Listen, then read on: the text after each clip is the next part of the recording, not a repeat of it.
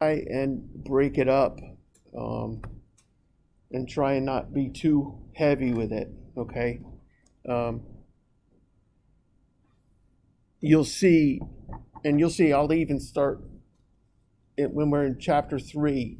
Remember, our first test is chapter 2 and 3. When we're almost done with chapter 3, I'll be teaching chapter 4, but it won't hurt you, okay? So this stuff that I'm adding should just make things a little bit more concrete and give you more precise things to practice. So we want to make sure that we're doing that. And so today we're starting with continuity. So 2.4, continuity. And we instinctively know what this means, to be continuous, right? We know what this means. You certainly know what it means for a road or a roller coaster, and it's basically the same thing. There's no brakes in it. You can just keep going, right? So, but we have a formal definition, a little bit more formal definition. I would like to look at differentiability, right? So this is y equals f of x, and y is differentiable. What do you think that's saying? What does it mean to be differentiable, to be able to find the derivative?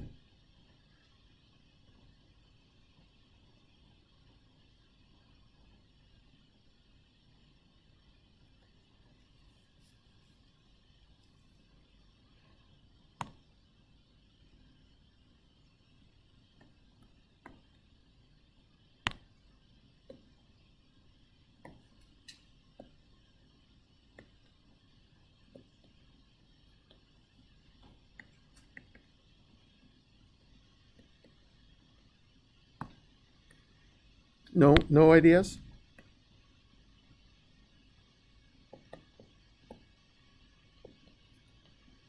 What does it mean to get a derivative?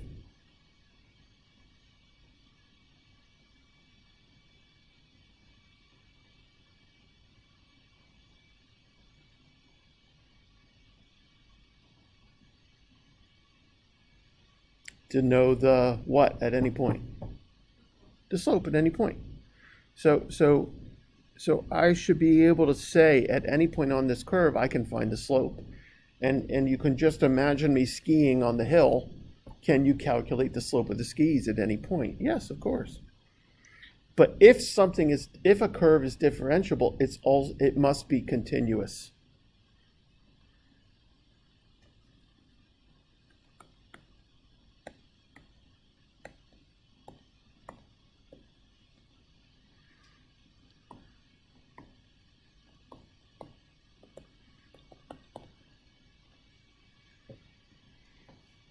So if I'm differentiable, I must be continuous. What do you think continuous means?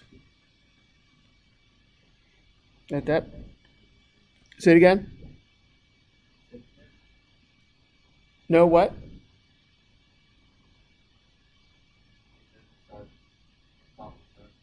Yeah. There's no breaks in it. There's right. Um, that's the key. Is there's no holes in it. Because if I'm going to calculate the slope of my skis when I'm standing at a point on the hill, the point where I'm standing has to exist, right? So, but look at the other way. I could have a limit, right?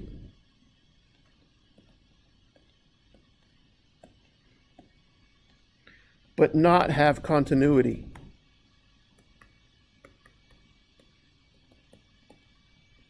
You with me? Remember, when I'm doing the limit, I can get as close as I want to the point, but I don't have to get there, right?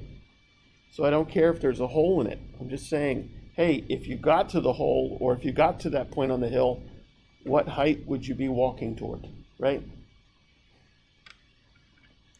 And then, of course, if I don't have continuity, right? So no continuity definitely implies that I can't find the derivative.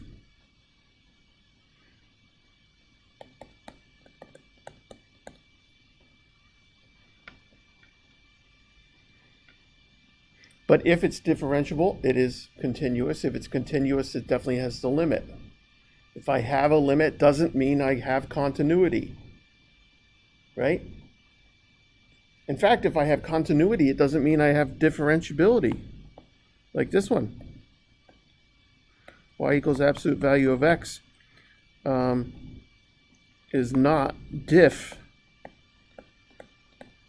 at x equals 0, right?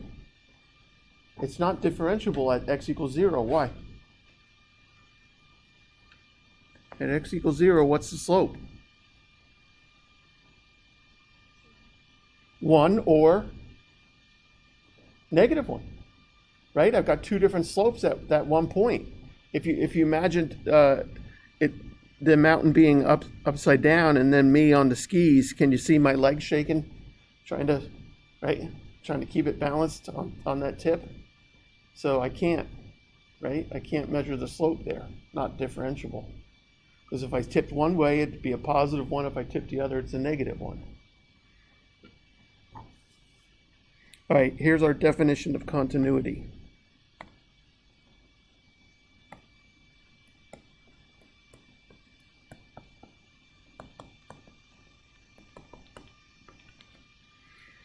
F of x is continuous at C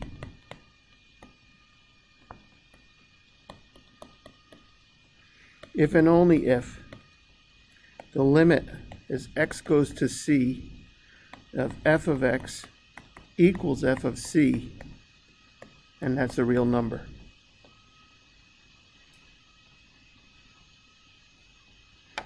So what are you seeing about something being continuous? What can I do when finding a limit?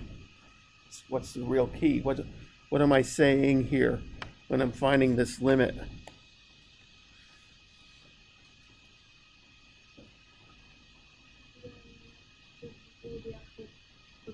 Exactly. That's it. That limit value should be the height of the point when you plug in.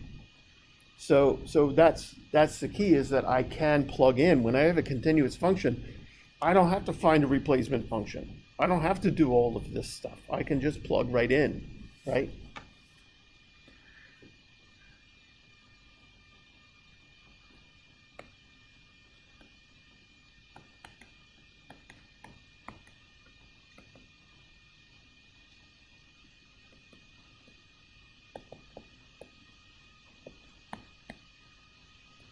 So we kind of have a three-part process here to verify if something is continuous or not, right? So our three-part process. 1, show that f of c exists.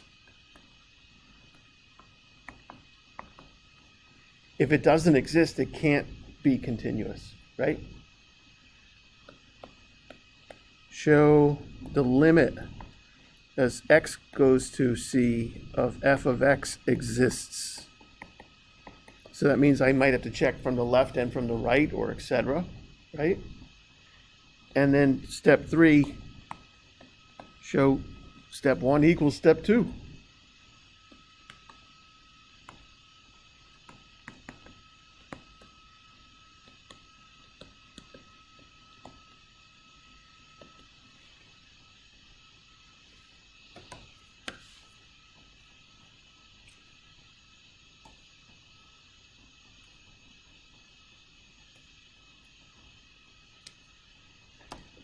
So let's take a look at the textbook just to show things are possibly continuous or not. So I'm looking at section 2.4 here.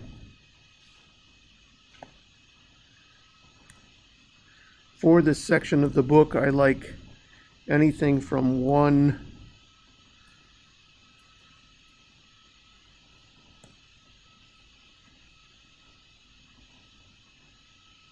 to 39.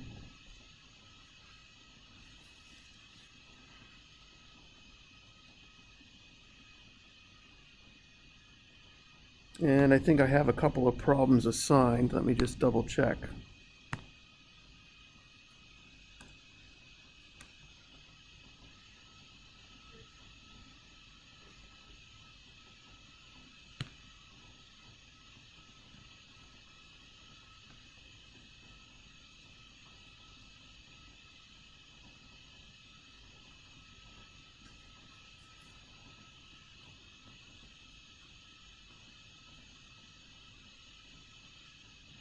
Yeah, so it says homework 3, but 2 and 3 are going to be combined.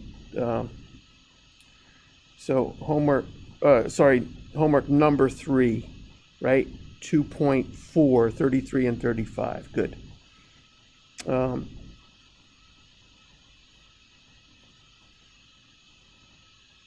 So actually we can do this, we can just call this homework 2. I don't know if I'll get to L'Hopital's rule this week or not, okay? So let's see, 1, 2, 3, 4, 7 problems to do this week so far for homework, okay? Yes, everybody okay?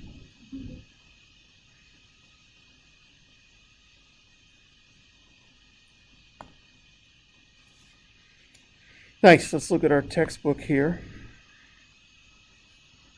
Just looking first at, so while I'm not assigning these to be done, to be handwritten and turned in, I am expecting you to look at them, right, and to read the section. Let's look at number 15. And so there's a lot of piecewise functions in here. If you remember that hell from pre-calculus, you did a lot of piecewise functions.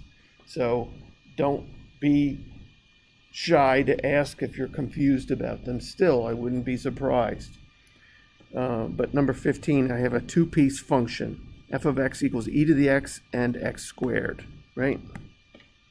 So this is 4.4, number 15. And so, say again? Sorry, 2.4, yes. Thank you. I do that every semester. I don't know why. So I've got an e to the x and I've got an x squared. Those are the actual functions, right? And then the rest is the domain. So it says use e to the x if x is less than 0. And use x squared if x is greater than or equal to 0. I can graph these on Desmos. Of course, I could just graph both pieces, but then I can use the restrictions. So watch how I do this and do this with me.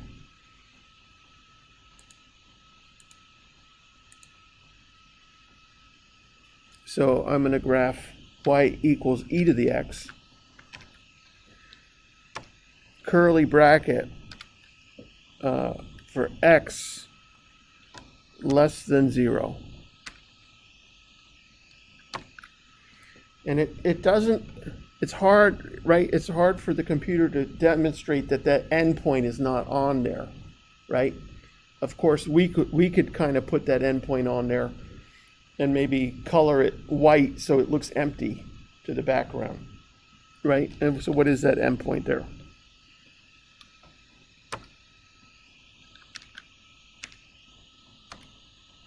Zero comma 1, right?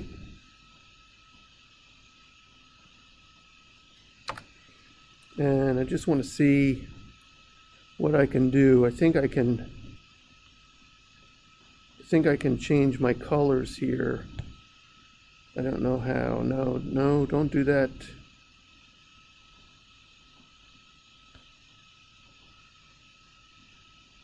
I thought I could change my color somehow.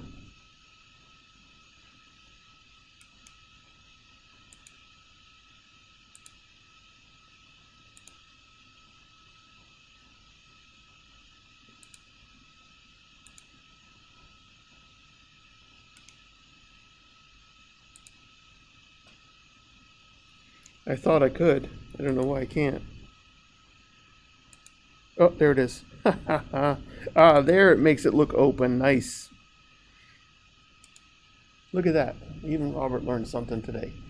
So yes, I Just make sure it's highlighted, make sure I'm in that particular piece, and then hit the gearbox. And it will allow me to change things, okay? Good, what's my other function? Y equals x squared, right? But that has a restricted domain of x greater than or equal to 0. And that one puts the point on there for me because it is there for sure, right? 0, 0 is there.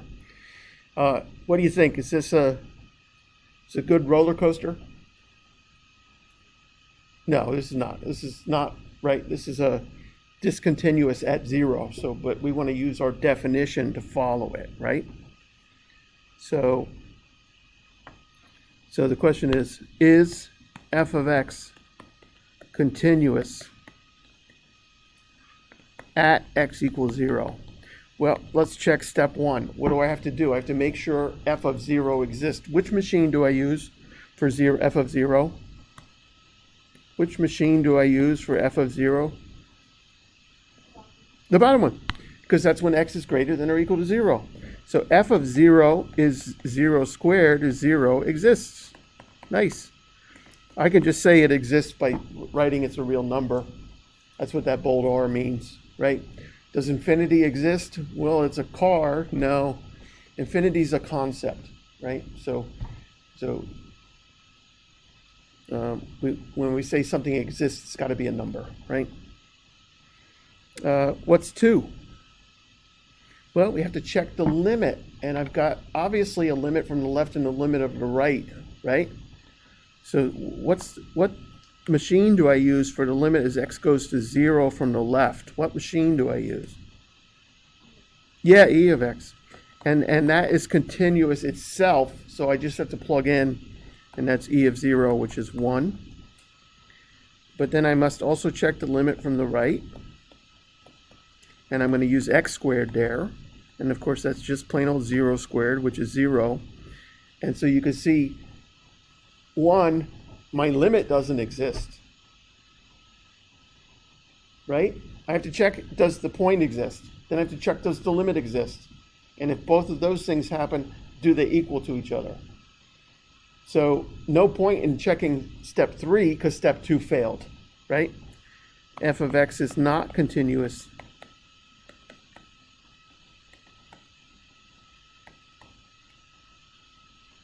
at x equals 0 since the limit as x goes to 0 of f of x does not exist. So in these we're going to make some kind of conclusion at the end. Yeah, Matt. The limit doesn't exist. Look at the curve. Look at the curve. Right? We instinctively know that this is not continuous. That if I was on the red part of the track in a cart at Great Adventure, it would fall to get to the next part of the track. We don't want it to do that, right?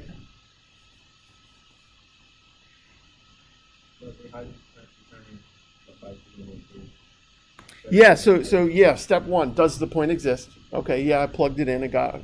Step 2, does the limit exist? So I checked the limit from the left and the limit from the right, and they were different. Exactly. That's right. Question? Yes.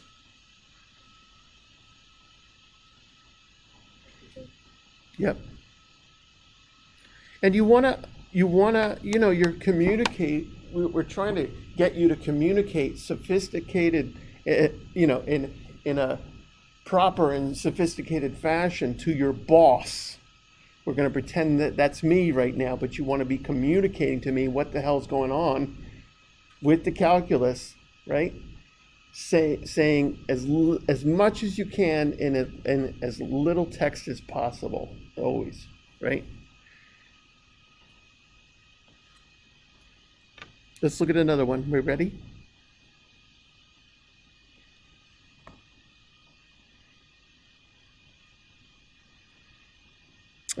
Number 18.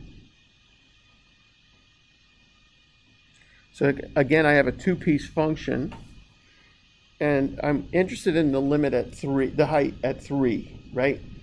So it says use the first function if x is not 3, but use the second function if x is 3. So use the height of 6 if it is 3, right? So what do I have here? This is number 18.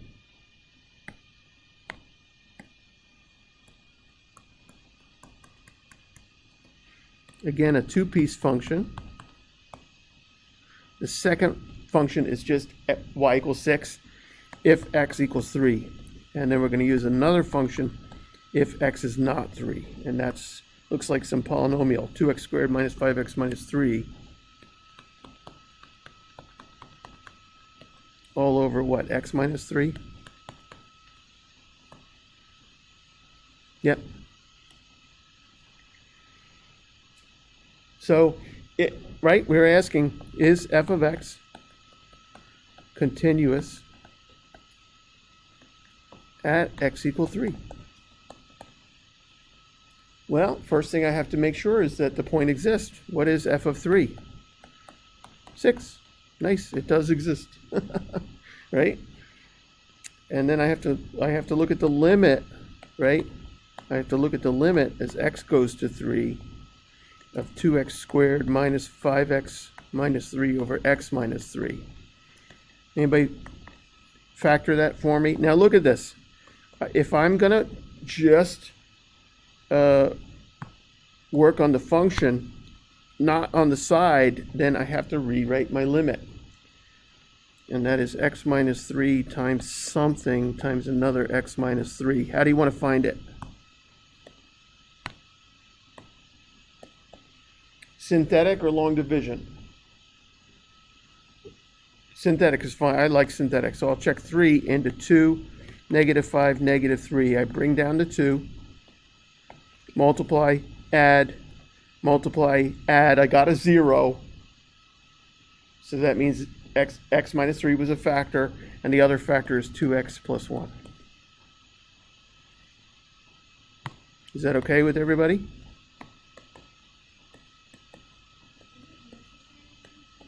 No, nope. I'm trying to always do the easiest thing because I'm a lazy son of a. Okay. I could split the middle term there like I learned in 8th grade, 9th grade. I could long divide. Anything you want.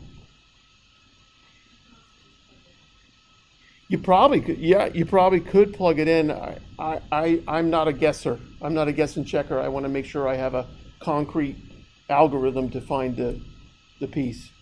But yes, you certainly could guess and check, and I would never know. So this is now what? The limit as x goes to 3 of 2x plus 1. Help me there. Hello? 7. So I got a limit, right? I got the function at 3. I got the limit at 3, but they don't match, right? F is not continuous at x equals 3 since the limit as x goes to 3 of f of x was not f of 3, right? 7 does not equal 6.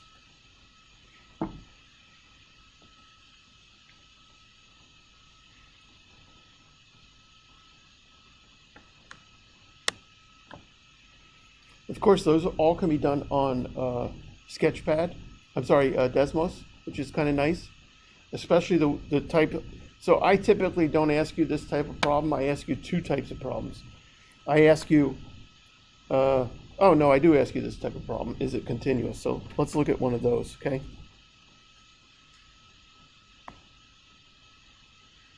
Let's go to, of course, what, the writing? Yeah, don't let me go too fast. You're paying me.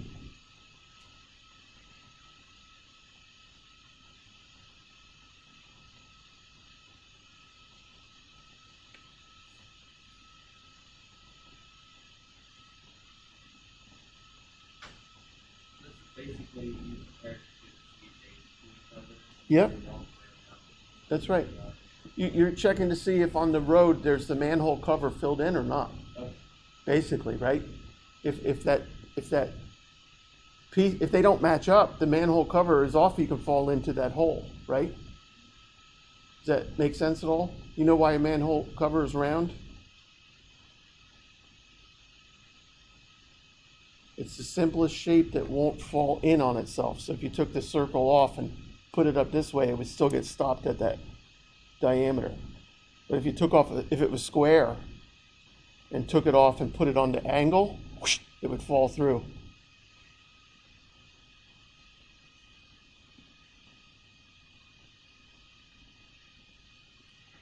Let's look at one from our Chapter 2 review, or maybe our Chapter 2 quizzes. Let's do that.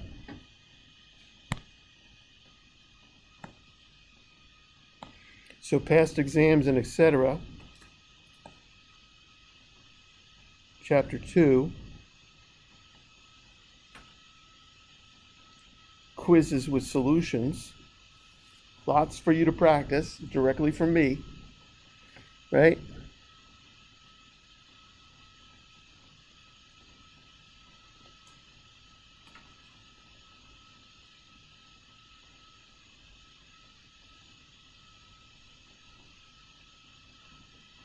Here we go.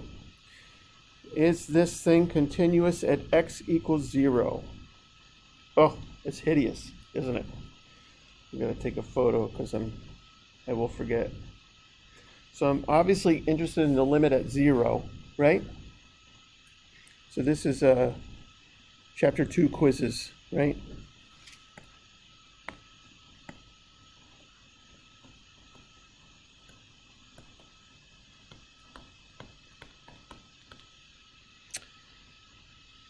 So is f continuous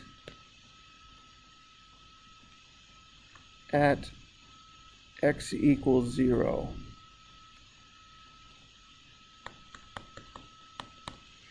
So I've got a two-piece function, 1/2 minus 1 over square roots of x plus 4, ooh, yuck, all over x, when x is not 0, and it's 1 over 16 if x equals 0. You kind of getting me with the two-piece function? The first two pieces there are the functions, and the second two pieces are the domains, right? Or function domain, right? That making sense? Well, clearly we know what f of 0 is, right? So no big deal there. We just want to see if the limit matches that, right? So step 2, we're going to work on this limit as x goes to 0 of 1/2 minus 1 over square roots of x plus 4 all over x. And I'm going to call that the limit of star. Notice I'm calling the function piece star. So I'm going to work on that now. I'm going to say star is equal to that original function, right?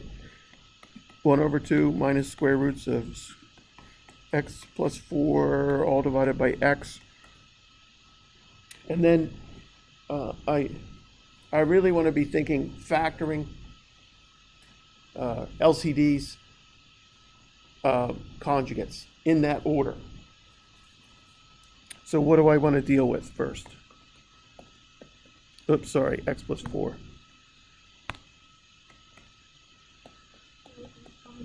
Exactly. So I want to use an LCD of 2 square roots of x plus 4 over itself. Everybody okay there?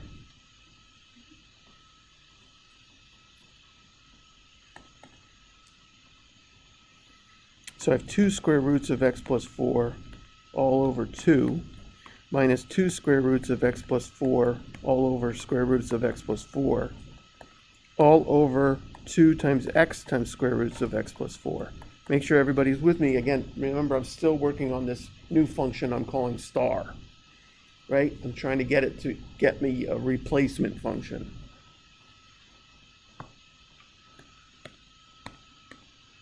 Just want to try and not be too much of a hurry when I'm doing these. But this is looking pretty simple, right? Anybody else get there? Nice. And then I want to be careful about multi-term because I'm going to use a conjugate here, right?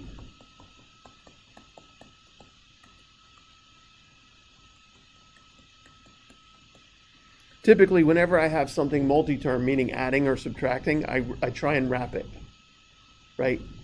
Not like Eminem would wrap it, but you know what I mean.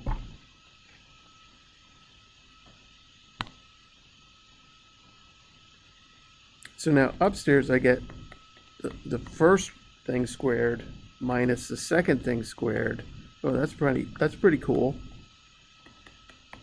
right? So I get x over 2x square roots of x plus 4. So I finally get my value of star, 1 over 2 square roots of x plus 4. Say again? Yes, and I did the same thing on my other quiz solution. Thank you. Yeah, thank you. So I should still have this other conjugate down here, right?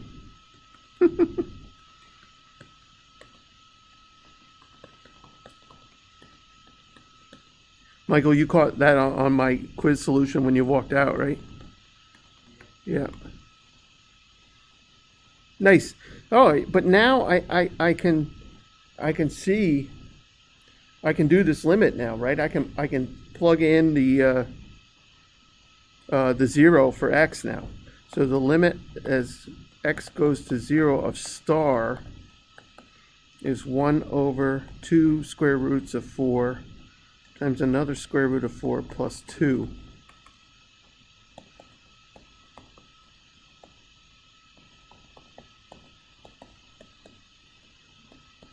So 1 over 4 times 4 is 1 over 16.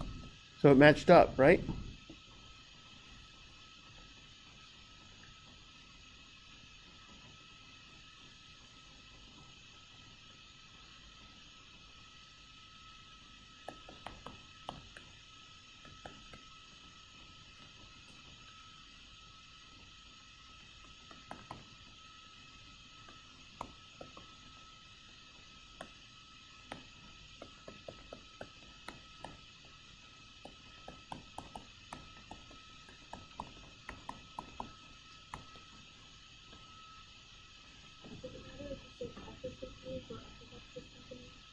It doesn't matter. It's like there's so many ways to do it. You just got to pick one. I would tend to get bored writing the same conclusion every time, so I try and rewrite it differently. But that's just me. I was born bored.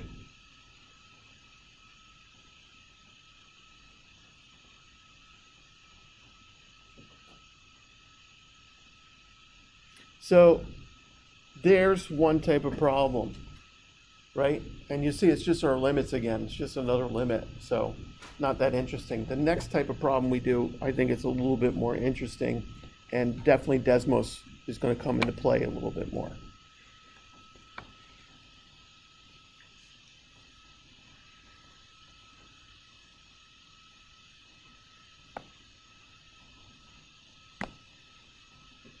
So this is our second problem type. And so like Wednesday, you'll probably quiz on both of these problem types. I'll say, hey, is this continuous? Or can you make this continuous? That's our second problem, right? Make the following function continuous.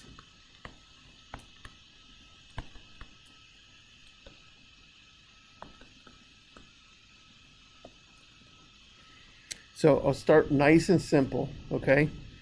I'm going to give you f of x. I'm going to give a three-piece function. It's 1 or minus 1, and then it's an ax plus b. So it's going to be 1 if x is less than negative 2. It's going to be negative 1 if x is greater than 1, and it's going to be that middle function if if we're in between.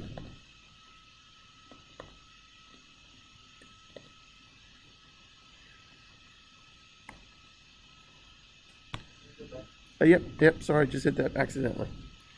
So I got a three-piece function. Left function and right function are horizontal lines, and the one in the middle is a y equals mx plus b, right? Yes, you with me? So we know we're going to do this on Desmos, so let's see if we set it up first on Desmos.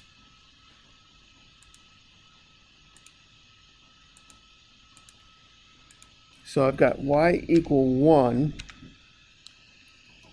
for x less than -2.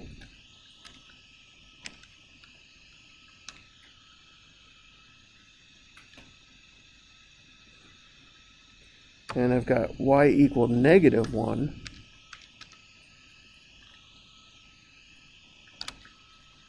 for x greater than or equal to 1.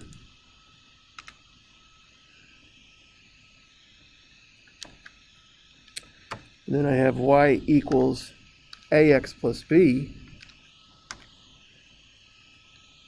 for in between that. So from -2, which is less than or equal to x, which is less than 1. And I've got two sliders. Look at that.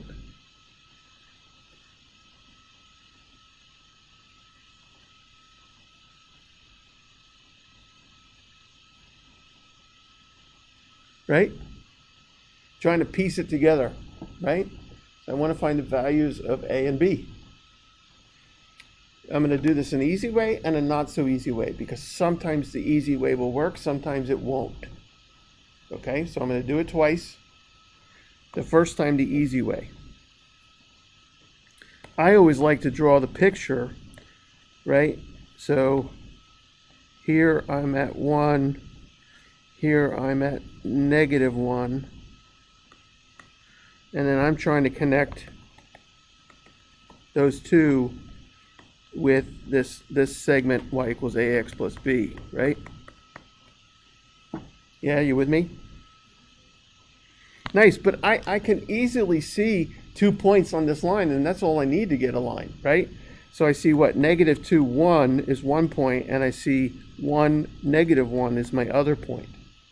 So I know that this slope of the red line is got to be what? -1 minus 1 over 1 plus 2. So -2/3.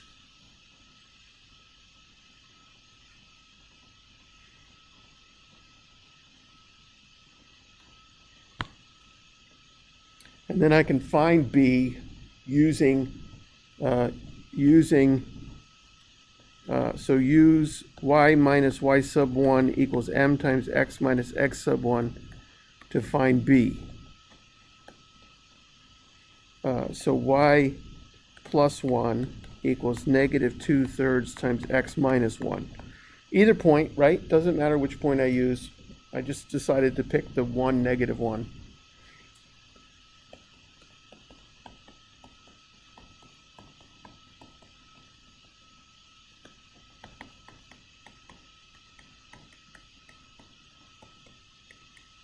So it looks like B is minus 1/3.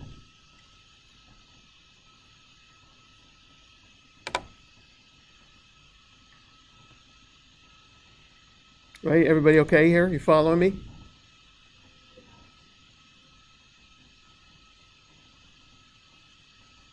And then I like to check on Desmos. What did I say? -2/3? And I think I can just go right to -2/3 here, right? And then what do we say for B? -1/3?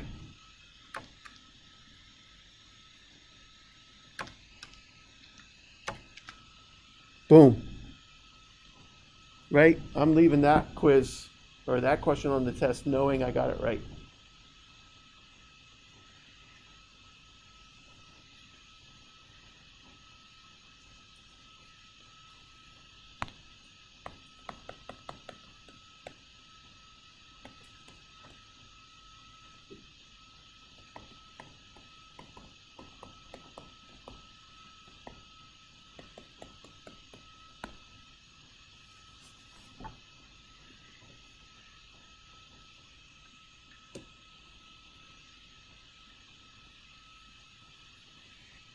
that is, when it's easy like that, take advantage of it.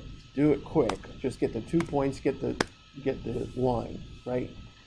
But sometimes it won't be that easy. So I'm going to do one more. I'm going to do the same problem with the other method, and then we'll do a tough problem with this other method, okay?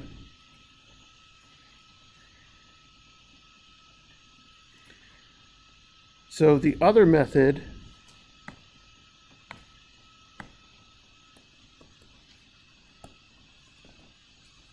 is to set up a system of equations. So you're going to set up a system of equations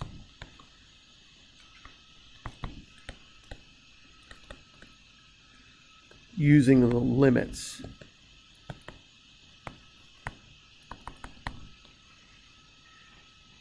Not that easy, but sometimes necessary, okay? So if we look at our function again, right, I had a 1 if x was less than -2. I had an ax plus b if x was between -2 and 1.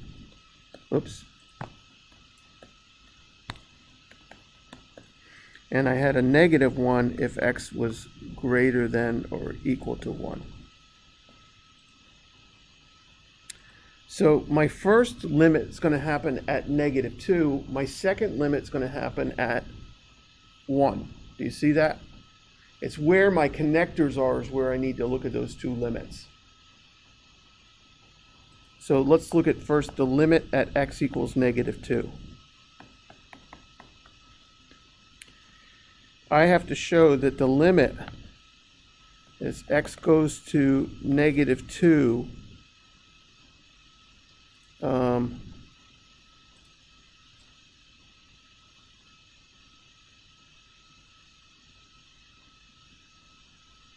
from the left. Which function is that? Yeah. No, when it's right. So I'm saying, oh, yeah.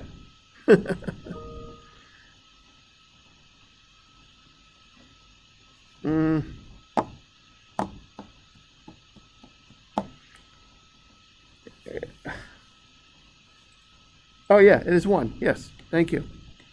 That should equal my right-hand limit at 1. So what's my right-hand limit? Limit as x goes to -2 from the right. That's my ax plus b, right? And so what do I get on the left? I get a 1. What do I get on the right? I get -2a plus b.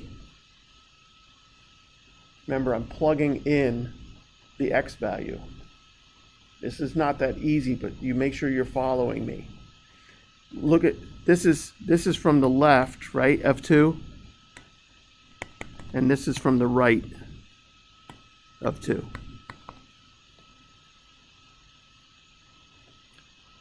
Again, this is overkill. I already had an easier method to do this, but I'm telling you, sometimes you have to do this, okay?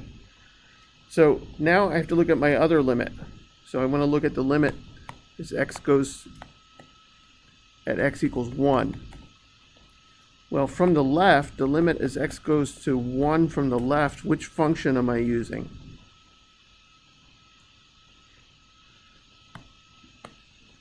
Ax plus b. So I get an ax plus b here, and the limit as x goes to 1 from the right is just -1. So on the left, I get, what, a plus b, and on the right, I get -1. So you see I've created a system of equations.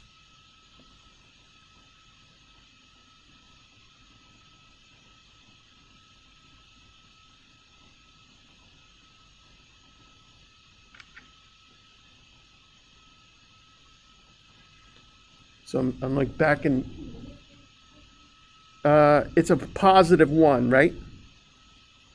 So +1, plugging into x, right? Yeah, it's confusing, I agree. So look what I got now, though. I got -2a plus b equals 1, and I have a plus b equals -1. Remember doing systems of equations? I have so many choices. For this one, I'd just like to subtract them. Subtract the second from the first. So I get minus 2a minus a plus b minus b equals 1 minus a negative 1. So I'm subtracting the second one from the first, right? So I get negative 3a equals 2. So a is negative 2/3. There it is. See, you're going to get the same answer, right? But one is easier to deal with than the other.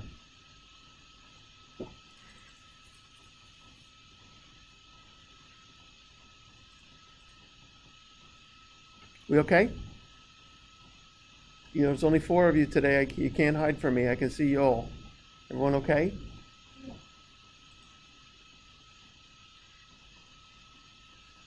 I'm kind of convinced by 2 of you and not the other 2. That's fine. I get that. You don't have to get everything right away. Let's look at a quiz.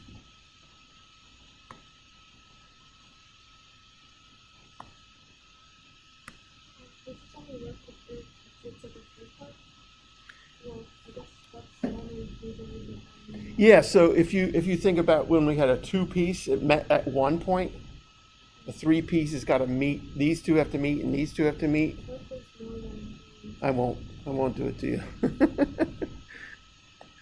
I'm cruel, but not that cruel.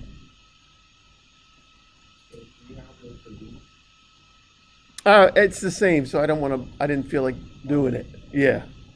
But if you want me to, I will. I have no problem with that. I want to look for one.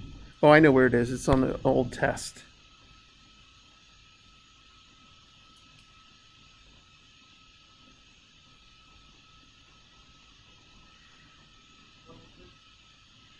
I did the fall 2019, number 10 here.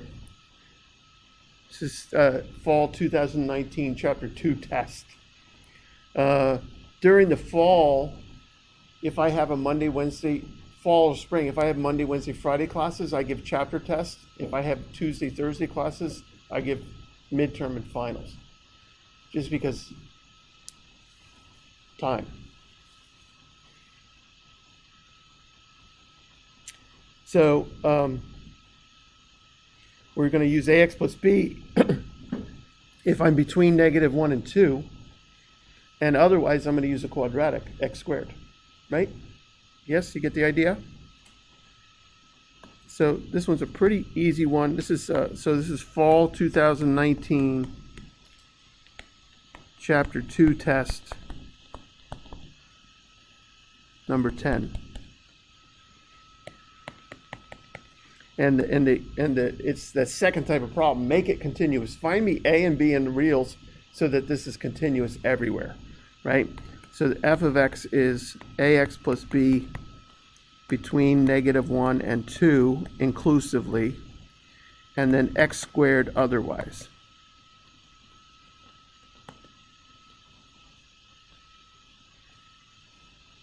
So you can kind of imagine between negative 1 and 2, I've got some kind of, right? I've got some kind of segment. And then otherwise, I have a quadratic.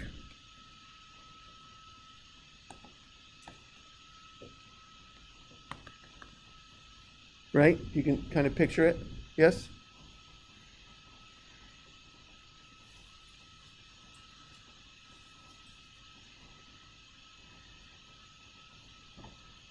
This one, I don't need my system, but let's do the system anyway. This one I can do, again, because I'm just finding an ax plus b, right?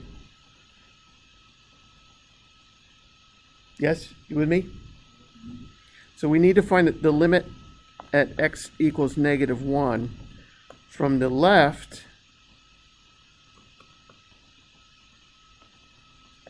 I have to use my x squared function. And from the right,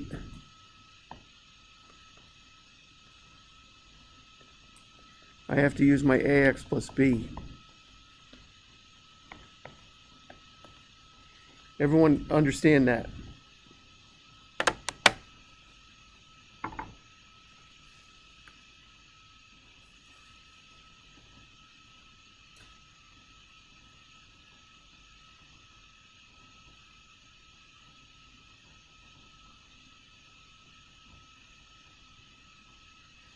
So what do I get on the left? Yeah, yeah. So again, look at this picture. There's my minus 1, right? So left of minus 1, what function do I have? X squared, yeah, it's that, yeah. That's why that picture will help, right? So what do I get here? I get negative 1 squared equals b minus a, right? Because I'm plugging in a negative 1 to both of them, yes?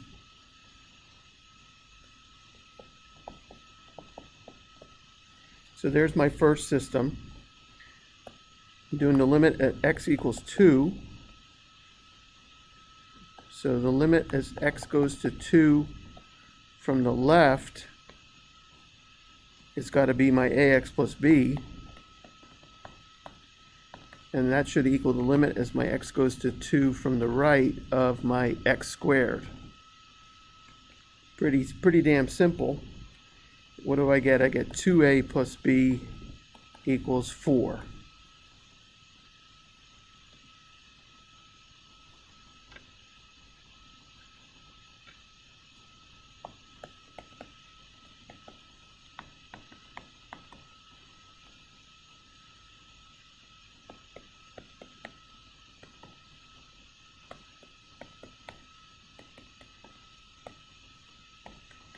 I like elimination method. I'm just going to multiply the second one by 2.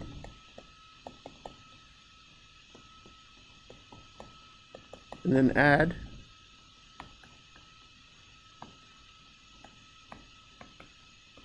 So b is 2.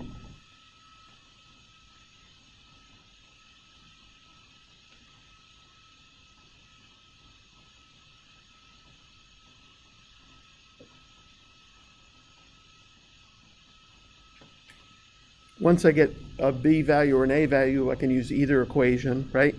So minus a plus 2 equals 1, right? From here. So negative a equals negative 1, so a is 1.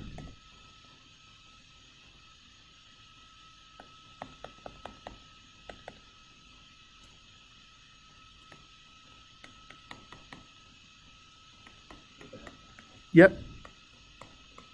Yep.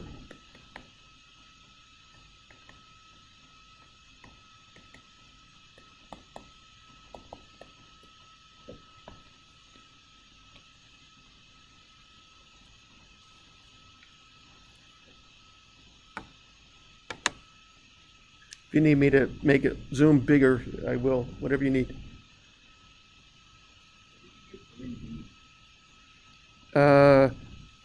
So here's my original system, right? Yeah. And then I multiplied the whole first equation by 2, and then I added. So 2a minus 2a is gone, 2b plus b is 3b, 2 plus 4 is 6. Oh. Yep. Yeah, you can do a system any way you want to do a system. What did I do first time? I just subtracted them. What did I do the second time? I did a linear combination. I multiplied by 2 and then added them. You're allowed to do it any way you want to do it.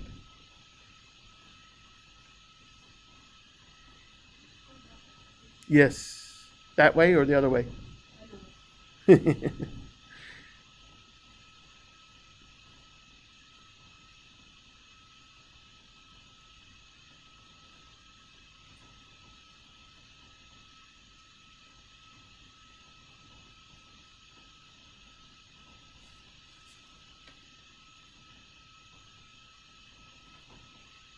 Nice. Let's take a little break, okay? Because I know if you're feeling anything like I am, you have a headache. So let's take a little break. I'll stop this video.